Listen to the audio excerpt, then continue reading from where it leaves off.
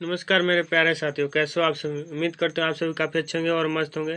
आज की क्लास में हम फिजिक्स के VVI सब्जेक्टिव प्रश्न पढ़ने वाले हैं दोस्तों, जो काफ़ी इम्पोर्टेंट प्रश्न है। ये ऐसे प्रश्न है बच्चों जो एग्जाम में बार बार पूछे जाते हैं और आपको क्लास में ही सभी प्रश्नों को हम क्या याद करा देंगे। और इन प्रश्न जो है दोस्तों, ये गेस प्रश्न है आपके एग्जाम के लिए। आपके एग्जाम 2025 के लिए गेस प्रश्न है, इसलिए इन प्रश्नों को आपको ये हर हालत में हम क्या याद करा देंगे इस क्लास में। तो चलिए आज क्लास शुरू करते हैं। यदि आप हमारे चैनल पर नए हो तो चैनल को प्लीज़ सब्सक्राइब कर लीजिएगा और दोस्तों में इस वीडियो को भी शेयर कर दीजिएगा। और इसकी PDF के लिए दोस्तों आप हमारे टेलीग्राम ग्रुप या व्हाट्सएप ग्रुप में जाकर के ज्वाइन कर लीजिए। उसका लिंक डिस्क्रिप्शन बॉक्स में मैंने दिया है दोस्तों। उस ग्रुप में आप जाकर अवश्य जुड़िए, क्योंकि उसमें यदि आप जुड़ेंगे तो आपको हर क्लास का PDF नोट्स नोटिफिकेशन हर वीडियो का आपको मिलता रहेगा डेली। ठीक है दोस्तों, तो उसमें जाकर आप अवश्य जुड़िएगा। पहला नंबर प्रश्न है दोस्तों, और सभी प्रश्नों का आसानी से एकदम समझते हुए चलते हैं। प्रतिरोधों के समानांतर क्रम संयोजन को समझाएं। समानांतर क्रम संयोजन क्या होता है आपको बताना है। तो देखिए दोस्तों, ध्यान दीजिए। समानांतर क्रम संयोजन में हम आपका चित्र बनाते हैं तो इस तरह का चित्र बनता है। यह हमारा क्या होता है, प्रतिरोध होता है। ठीक है, ये हमारा क्या होता है दोस्तों, प्रतिरोध होता है। ठीक है ना दोस्तों, ये हमारा मान चलिए R1 प्रतिरोध है, यह हमारा R2 प्रतिरोध है और यह हमारा R3 प्रतिरोध है। ठीक है, ये हमारा क्या है, समानांतर क्रम संयोजन है। तो इसके परिभाषा यदि आपसे कोई पूछे तो लिए कोई प्रतिरोध है, इन प्रतिरोधों का जो है दोस्तों, इन प्रतिरोधों का पहला बिंदु और क्या अंतिम बिंदु क्या एक ही बिंदु पर है। ठीक है, और देखिए इनसे जो धारा प्रवाहित हो रही है, मान चलिए यहाँ से हम धारा क्या आई भेज रहे थे, धारा क्या बढ़ जाएगी, क्योंकि यहाँ से देखिए अलग रास्ता मिल रहा है, यहाँ से अलग रास्ता है, यहाँ से अलग, मतलब एक रास्ता से। तो मान के चलिए यहाँ से क्या गाड़ी जा रही है और ये इधर 3 गो रास्ता है, तो क्या जहुआ ना जाएगा किधर जाना है, तो क्या बढ़ जाएगी। तो उसी तरह यहाँ पर क्या बढ़ जाएगी, यानी आई बराबर हो जाएगा I1 + I2 + I3। मान चलिए 3 गो है तो 3 गो के लिए इस तरह हम इसका क्या परिभाषा दे सकते हैं। ठीक है दोस्तों, समानांतर क्रम संयोजन के लिए। और समानांतर क्रम संयोजन के लिए ऑब्जेक्टिव प्रश्न बनता है कि इसमें दोस्तों विभवांतर का मान क्या रहता है दोस्तों, विभवांतर का मान अचर रहता है। अचर रहता है यानी क्या, इसमें किसी प्रकार का बदलाव नहीं होता। लेकिन हम जब देखें कि धारा के मान में क्या होता है, क्योंकि धारा बढ़ जाती है। ठीक है दोस्तों, यानी धारा के मान में क्या होता है, बदलाव होता है। ठीक है, यहाँ से ऑब्जेक्टिव प्रश्न लिखिएगा। और यहाँ से एक ऑब्जेक्टिव प्रश्न और बनता है कि किस संयोजन से हमें प्रतिरोध न्यूनतम प्राप्त होता है। तो किस संयोजन से दोस्तों, तो हमें समानांतर क्रम संयोजन से न्यूनतम प्रतिरोध प्राप्त होता है, आपको याद रखना है। ठीक है दोस्तों, इस तरह यहाँ से क्या ऑब्जेक्टिव प्रश्न भी आपको क्लियर होते हुए चलेंगे। तो ठीक है, तो चलिए हम इसका आंसर और भी अच्छी तरह से लिखेंगे। कैसे लिखेंगे देख लीजिए। और यह जो है दोस्तों क्या होता है, हमारा समानांतर क्रम संयोजन के लिए सूत्र होता है, यानी व्यंजन होता है। ठीक है, आपको इसे भी सूत्र को लिख देना है ताकि आपका एग्जामिनर जब कॉपी चेक करे तो आपको अच्छे अंक दे सके। ठीक है, तो विभिन्न प्रतिरोधों को समानांतर क्रम संयोजन में कहा जाता है। कब कहेंगे, स्थिति है जब सिरों का विभवांतर आरोपित किया गया है तथा प्रत्येक प्रतिरोध परितः समान विभवांतर उत्पन्न हो।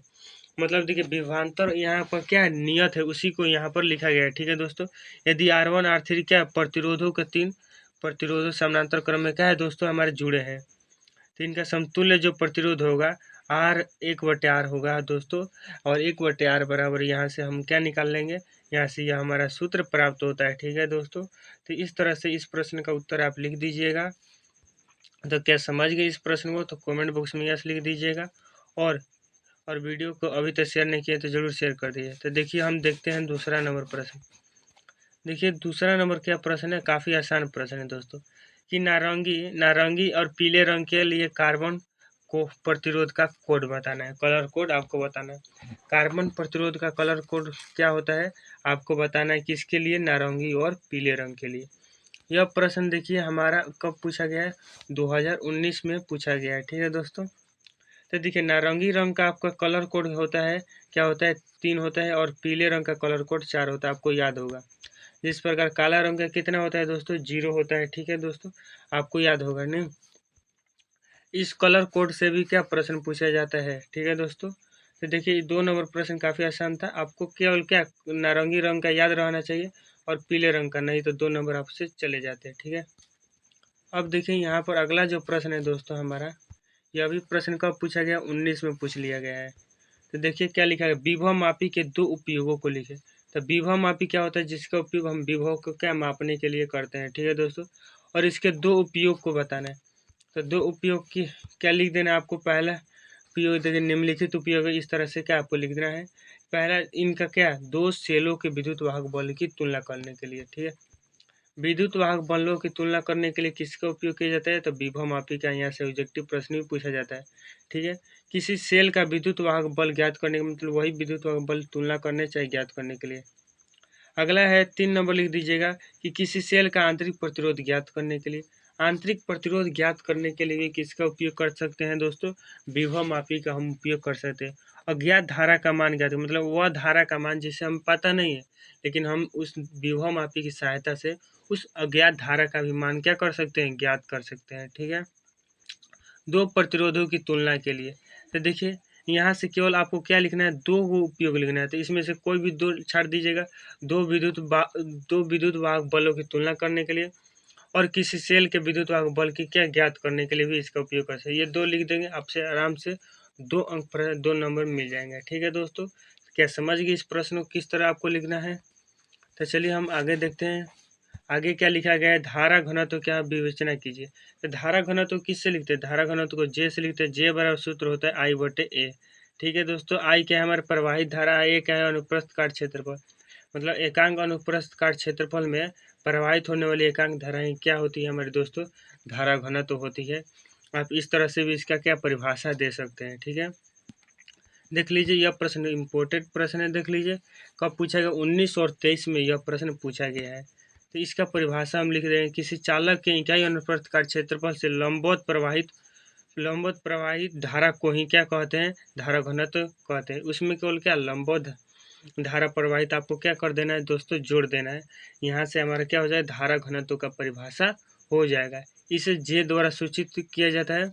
और इस यह कैसी राशि है, यह आपसे ऑब्जेक्टिव प्रश्न पूछा जाता है कि धारा घनत्व किस पर कैसी राशि है। कैसी राशि है, तो आपको बताना हो कि धारा घनत्व एक सदिश राशि है। ठीक है, और इसका SI मात्रक आप इसका क्या होते हैं, एम्पियर प्रति मीटर स्क्वायर होता है। क्योंकि आई क्या है, हमारे धारा का क्या होता है, एम्पियर। और ये क्या है, हमारा अनुप्रस्थ काट क्षेत्रफल। तो क्षेत्रफल क्या होता है, मीटर स्क्वायर। ठीक है दोस्तों, इस तरह आप क्या धारा घनत्व के बारे में लिख सकते हैं। तो क्या यह प्रश्न आपको समझ में आ गया, तो कमेंट बॉक्स में यस लिख दीजिएगा। तो चलिए हम आगे प्रश्न बढ़ते हैं। तो अगला प्रश्न है दोस्तों, कार्बन प्रतिरोधों के कलर कोड से आप क्या समझते हैं। तो देखिए, कार्बन प्रतिरोध का कलर कोड क्या होता है, हमें यह बताना है। तो देखिए, कोई भी इलेक्ट्रॉनिक उपकरण देखिएगा तो उस उपकरण में काफ़ी सारे क्या दोस्तों लगे रहते हैं, प्रतिरोध लगे लगते हैं। ये जो प्रतिरोध होते हैं दोस्तों, क्या धारा के विरोध को क्या रोकते हैं दोस्तों। और देखिए दोस्तों, जो प्रतिरोध लगे रहते हैं उनमें कुछ प्रतिरोध अधिक शक्तिशाली रहते हैं, कुछ प्रतिरोध कम शक्तिशाली रहते हैं। और इन्हीं के पता लगाने के लिए हम क्या करते हैं, कलर कोड का उपयोग करते हैं। और इस कलर कोड में दोस्तों जो रहता है दोस्तों, हमारा 10 रंग होता है। जो काला से क्या होता है, शुरू होता है। काला का जो अंक होता है हमारा क्या, 0 होता है। और 0 से अंक कितने तक होता है, 9 तक अंक होता है। जिस प्रकार हमने पीछे देखा, पीला का 4 होता है। ठीक है दोस्तों, इस तरह क्या दोस्तों, आपको कलर कोड लिख देना है, इसका परिभाषा है। ठीक है, किस तरह लिख देना है कि इलेक्ट्रॉनिकों के अधिकतर उपकरणों में कार्बन प्रतिरोधों का उपयोग किया जाता है। मतलब इलेक्ट्रॉनिक उपकरण देखिए, उसमें कार्बन प्रतिरोध छोटे छोटे लगे रहते हैं। ठीक है, इनकी शक्ति सीमा 1 वाट या इससे कम होती है। 1 वाट से भी क्या होती है, कम होती है। ठीक है, चूँकि इनका आकार छोटा होता है, इनके इन इनके इनके प्रतिरोध R के मान का रंगीन संकेतन या कलर कोड से चिन्हित किया जाता है। और इसी के लिए दोस्तों क्या हम इन प्रतिरोधों का कलर कोड लगा देते हैं, क्योंकि ये छोटे छोटे होते हैं और कोई पहचानने के लिए भी लगा देते हैं। ठीक है दोस्तों, इस तरह आप इसका प्रतिरोध का हम क्या कलर कोड पर लिख सकते हैं। ठीक है, समझ गए इस प्रश्न का उत्तर। तो चलिए हम आगे बढ़ते हैं। अगला प्रश्न है दोस्तों, सी धारिता वाले संधारित्र को भी विभव तक आवेशित किया, इसका विद्युत ऊर्जा आपको बताना है। ठीक है, विद्युत ऊर्जा का क्या सूत्र होता है, आपको यह बस लिख देना है। तो क्या होता है, तो देखिए विद्युत ऊर्जा का सूत्र होता है U बराबर 1/2 CV स्क्वायर। 1/2 CV स्क्वायर होता है ना। ठीक है दोस्तों, 1/2 CV स्क्वायर होता है। यही आपको केवल सूत्र लिख देना है, यही पूछना है विद्युत ऊर्जा का क्या सूत्र। तो देखिए किसी विशिष्ट संधारित्र वाले भी विभव आवेशित किया जाए तो उसका विद्युत वाहक जो हमारा विद्युत ऊर्जा जो होगा दोस्तों 1/2 CV² होता है। ठीक है दोस्तों, चलिए हम आगे बढ़ते हैं। आगे क्या प्रश्न है? आगे प्रश्न है दोस्तों कि चालक की धारिता से आप क्या समझते हैं? तो धारिता क्या होती है? तो मान चलिए कोई भी संधारित्र है, उस संधारित्र द्वारा कि जितना आवेश का संचित करने की क्षमता होती है वही उसकी क्या कहलाती है दोस्तों? चालक की धारिता कहलाती है। बस इतना आपको सिंपल से लिख देना है। ये चालक की धारिता है जो C बराबर सूत्र होती है Q बटे क्या होता है V होता है, और यह आवेश और विभव दोनों पर निर्भर नहीं करती, आपको याद रखना है। ठीक है, चलिए किसी चालक की विद्युत धारिता या धारिता संख्यात्मक रूप से उस आवेश के बराबर होती है जो उसका विभव एकांक से बढ़ा दे। ठीक है, इस तरह से आपको लिखना है तो लिख दीजिए, नहीं तो आपको लिखिएगा कि संधारित्र की आवेश की क्षमता करने की आवेश को संचित करने की क्षमता ही क्या कहलाती है दोस्तों? चालक की धारिता कहलाती है। ठीक है, किसी चालक की विद्युत धारिता से उस चालक द्वारा आवेश संचित करने की क्षमता व्यक्त होती है, और विद्युत धारिता का ऐसा ही मतलब फैराडे होता है। आपको यहाँ से ऑब्जेक्टिव प्रश्न पूछा जाता है कि विद्युत धारिता का एसआई मात्रा क्या होता है, तो आपको बताना होगा फैराड होता है। ठीक है दोस्तों, अगला जो प्रश्न है दोस्तों, प्रश्न है हमारा संधारित्र की धारिता किन दो बातों पर निर्भर करती है, आपको बतानी। तो संधारित्र की धारिता किन दो बातों पर निर्भर करती है, आपको सिंपल रूप से बता देना है। देखिए यह प्रश्न कब पूछा गया है? 23 में पूछ लिया गया है। तो संधारित्र की धारिता निम्न दो बातों पर निर्भर करती है, लिख देना है। लिखना है पहला, संधारित्र के प्लेटों के क्षेत्रफल पर। तो देखिए जो संधारित्र में जो प्लेट होते हैं, जो गोलाकार संधारित्र होता है, जो बेलनाकार होता है, जो समानांतर प्लेट संधारित्र होता है, इनमें उनके जो प्लेट होते हैं उनके पर निर्भर करती है, और प्लेटों के बीच विद्युतशीलता पर भी क्या, प्लेटों के माध्यम के विद्युतशीलता पर भी निर्भर करती है। इन दो बातों को आपको क्या कर देना है दोस्तों? लिख देना है।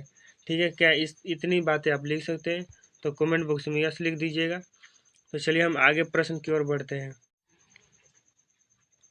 अगला प्रश्न है दोस्तों किरचॉफ का नियम। देखिए किरचॉफ ने दो नियम दिया था, पहला और क्या, पहला और दूसरा। ठीक है दोस्तों, पहला और दूसरा जो काफ़ी यहाँ से प्रश्न पूछा जाता है।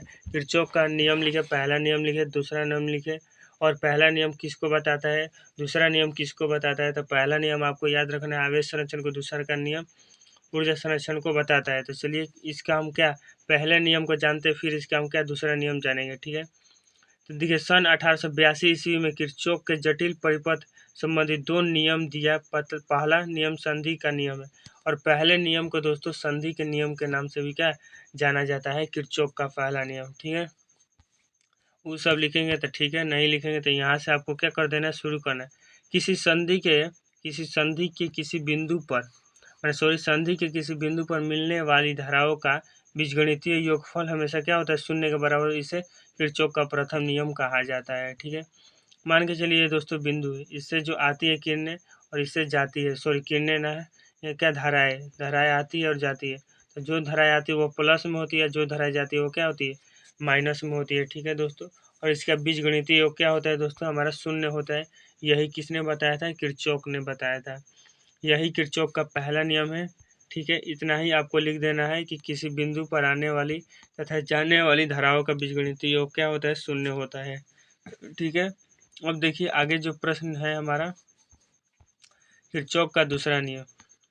तो किरचॉफ का दूसरा नियम है दोस्तों कि यह केवल बंद परिपथ में लागू होता है। आपको याद रखना है कि यह केवल किस परिपथ में लागू होता है, तो बंद परिपथ में लागू होता है। ठीक है, अब देखिए किसी बंद परिपथ के भीतर वोल्टेज का बीजगणितीय योगफल शून्य के बराबर होता है, इसे किरचॉफ का दूसरा नियम कहा जाता है। देखिए इन्होंने पहले नियम में क्या बताया, तो पहले नियम में बता दिया कि धाराओं का बीजगणितीय योगफल क्या शून्य होता है। दूसरा का नियम बताया कि वोल्टेज का बीजगणितीय योगफल क्या होता है, शून्य होता है किसी बंद परिपथ के लिए। ठीक है, इस तरह आपको क्या किरचॉफ का पहला नियम और दूसरा नियम लिख देना एग्जाम में।